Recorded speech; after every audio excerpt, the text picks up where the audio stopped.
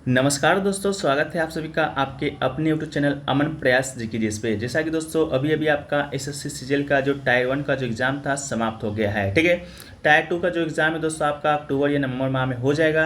तो बहुत सारे बच्चों के मन में सवाल था कि एसएससी सीजीएल 2024 का जो नोटिफिकेशन है एग्ज़ाम हो कब तक आ सकता है। ठीक है, क्योंकि बहुत सारे बच्चे ऐसे होंगे जिनका एग्ज़ाम अच्छा नहीं गया होगा, बहुत सारे बच्चे ऐसे भी होंगे जो कि आपका एग्ज़ाम अब्सेंट कर दिए होंगे किसी न किसी कारणवश। ठीक है, और बहुत सारे बच्चे ऐसे भी होंगे जो कि अभी आपका बिगिनर्स ही होंगे जो कि आपका पहली बार एग्ज़ाम देने जाएंगे। ठीक है, तो उन सभी के लिए वीडियो है, उन सभी बिंदुओं पर बात करेंगे। एग्ज़ाम फॉर्म आपका कब आएगा, नोटिफिकेशन कब आएगा, एग्ज़ाम डेट कब आएगा और बिगिनर्स के लिए कि तैयारी कैसे शुरू कर सकते हैं, उन सभी बिंदुओं पर बात करेंगे। तो चलिए वीडियो को शुरू करते हैं बिना किसी देरी के। इससे पहले चैनल पे आप नए हैं तो एसएससी सीजीएल 2024 की तैयारी को एक बेहतरीन दिशा देने के लिए आप इस चैनल को सब्सक्राइब कर सकते हैं, नोटिफिकेशन बेल को भी ऑन पर क्लिक कर सकते हैं। ठीक है, तो देखिए सबसे पहले दोस्तों हम लोग बात कर लेते हैं आपका नोटिफिकेशन का कि एसएससी सीजीएल 2024 का जो नोटिफिकेशन है वो दोस्तों आपका कब आएगा। ठीक है, तो आपका सीजीएल टायर 2 का जो 23 का जो एग्ज़ाम था फ्रेंड्स वो अभी आपका समाप्त हुआ है। ठीक है, तो इसके बाद इसका जो एग्ज़ाम डेट है आपका टायर 2 का एग्ज़ाम डेट की बात करेंगे तो ये दोस्तों आपका अक्टूबर से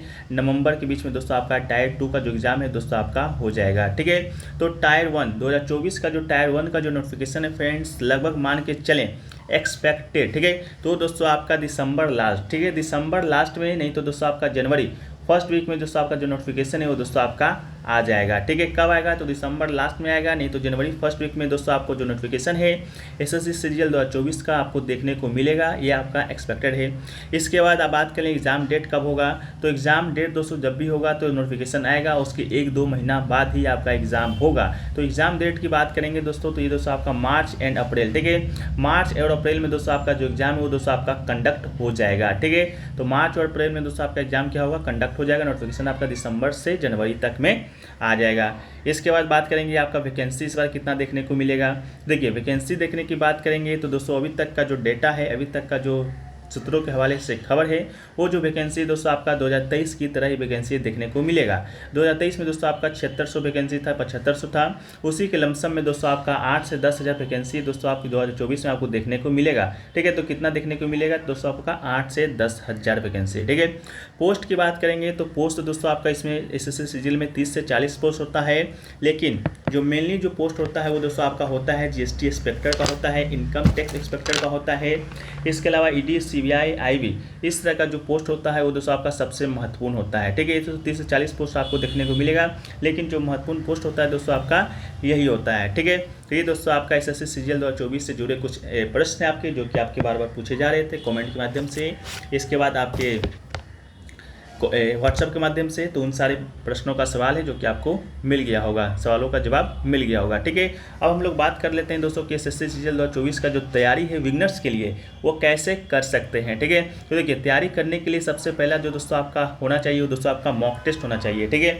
मॉक टेस्ट को दोस्तों आपको किस प्रकार लगाना है, तो पहला तो आपको सब्जेक्ट वाइज लगाना है। ठीक है, मॉक दोस्तों एक तो आपको सब्जेक्ट वाइज लगाना है, दूसरा दोस्तों आपका फुल लेंथ मॉक भी लगाना है, इसके अलावा PYQ यानी कि प्रीवियस क्वेश्चन भी लगाना है, और दोस्तों आपको चैप्टर वाइज भी क्वेश्चन क्या करना है, मॉक को लगाना है। तो इन 4 चरणों में दोस्तों आपको क्या करना है, मॉक लगाना है। अब बात रही कि मॉक मिलेगा कहाँ से, मॉक लगाएं कहाँ पर, तो दोस्तों इसके लिए जो सबसे बेहतरीन प्लेटफॉर्म है वो दोस्तों आपका टेक्स्ट बुक है। ठीक है, वो दोस्तों आपका टेक्स्ट बुक है, टेक्स्ट बुक के ऊपर दोस्तों अभी ऑफर भी चल रहा है इन ऑफ डिस्काउंट सेल का। ठीक है, जो कि आपका 30 से 31 जुलाई के बीच तक चलना है। इसमें आपका टेक्स्ट बुक का ईयरली जो पास लेते हैं तो मात्र 224 रुपये में मिलेगा, और टेक्स्ट बुक का जो ईयरली पास प्रो है वो अगर आप लेते हैं तो 314 रुपये में मिलेगा। ठीक है, साथ में आप हमारा कूपन कोड APG यूज करते हैं तो यहाँ पर दोस्तों आपको 10% का एक्स्ट्रा ऑफ भी मिलेगा। यही नहीं कि आपको एसएससी का ही आपको यहाँ मॉक टेस्ट देखने को मिलेगा, यहाँ पर आपको सभी एग्जामों का, चाहे बैंकिंग का हो, रेलवे का हो या कोई भी आपका एग्जाम हो, सभी एग्जामों का मॉक टेस्ट और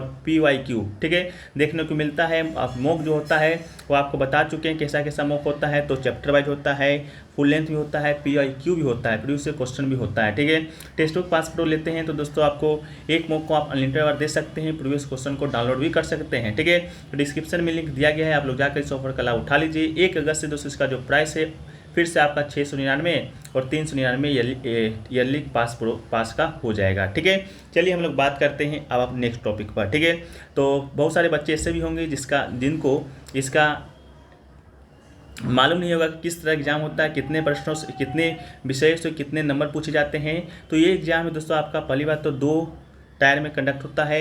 एक होता है टायर 1 और दूसरा होता है दोस्तों आपका टायर 2। ठीक है, 2 कंडक्ट में एग्जाम होता है। टायर जो 1 का जो एग्जाम होता है वो आज तक का जो अपडेट है वो दोस्तों आपका क्वालिफाइंग नेचर का होता है। ठीक है, इसमें सिर्फ आप क्वालिफाइंग करते हैं टायर 2 के लिए। ठीक है, बाकी जो टायर 2 आपका एग्जाम होता है उस पर दोस्तों आपका क्या होता है, तो इस पर ही आपका क्या बनता है, तो मेरिट बनता है। ठीक है, तो टायर 1 में दोस्तों आपका कौन कौन से सब्जेक्ट आते हैं, तो टायर 1 में दोस्तों आपको 4 सब्जेक्ट से प्रश्न पूछे जाते हैं।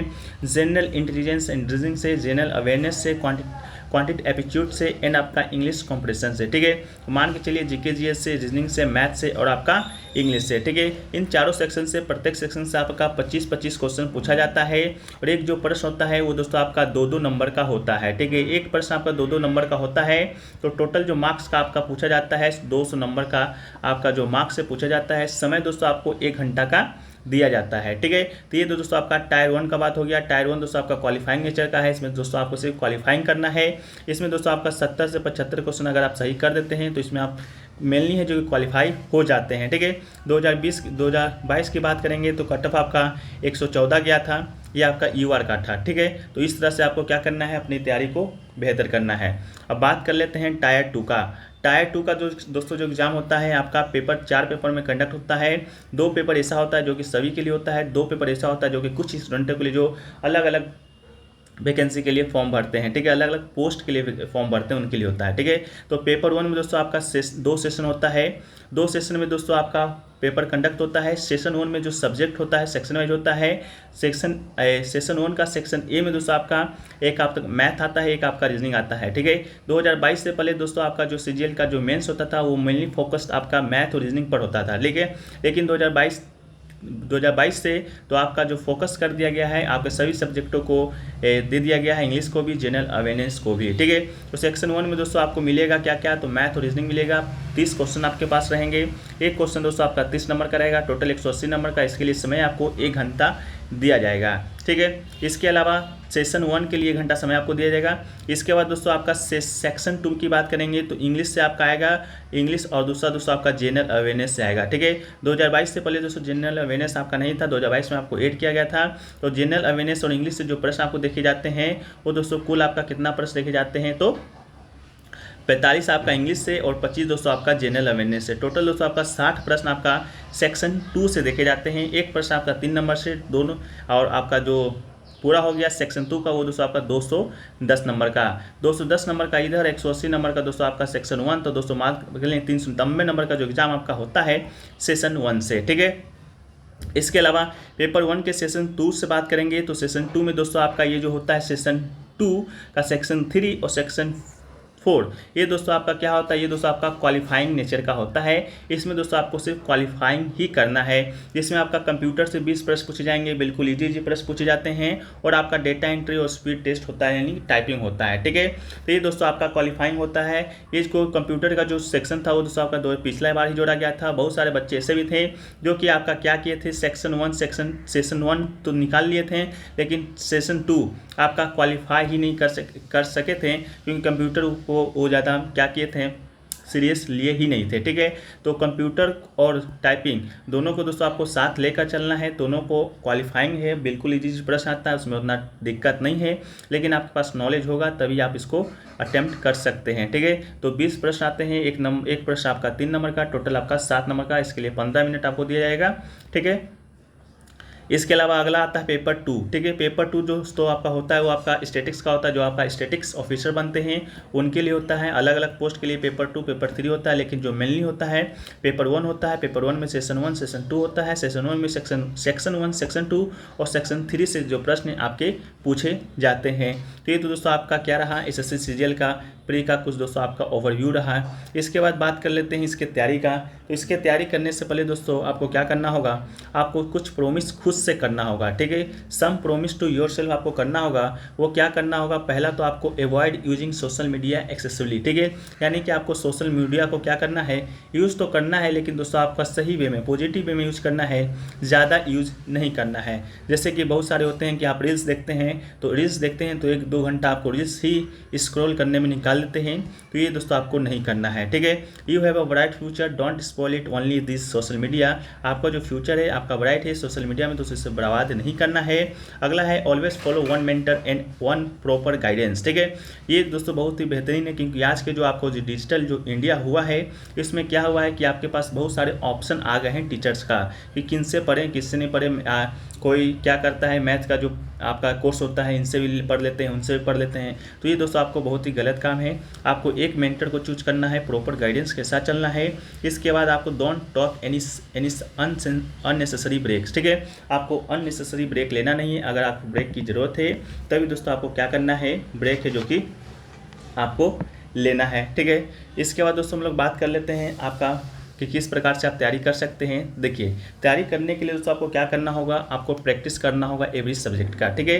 तैयारी दोस्तों आपको क्या करना है, टायर 1 और टायर 2 दोनों का एक साथ लेकर करना है, क्योंकि दोस्तों आपका जो टायर 1 टायर 2 का जो सिलेबस है दोनों आपका सेम ही है, ठीक है, लगभग सेम है, ठीक है। कुछ पोर्शन ज़्यादा टायर 2 में ज़्यादा पूछे जाते हैं, ठीक है। तो टायर 1 और टायर 2 का जो पोर्शन है दोस्तों आपको दोनों को साथ लेकर चलना है, ठीक है। इसके बाद आपको क्या करना है, प्रैक्टिस करना है एवरी सब्जेक्ट का, ठीक है। ये नहीं कि आपका अगर मान लीजिए अगर 4 सेक्शन से प्रश्न आते हैं तो आपका मैथ अच्छा है तो आप मैथ ही का प्रैक्टिस करते जा रहे हैं, मैथ ही पढ़ते जा रहे हैं और 3 सब्जेक्ट को छोड़ दे रहे हैं, ठीक है। तो ये नहीं करना है। प्रैक्टिस दोस्तों आपको क्या करना है, सभी सब्जेक्ट का प्रैक्टिस करना है। ये नहीं कि मनपसंद सब्जेक्ट पढ़ें, बाकी जो सब्जेक्ट में हमको कुछ नहीं आता है उसको हम नहीं पढ़ें, ठीक है। इसके बाद दोस्तों आपको क्या करना है, एक वीकली टारगेट सेट करना है, ठीक है। वीकली टारगेट क्यों करना है, डेली क्यों नहीं करना है, इसको भी सुन लीजिए।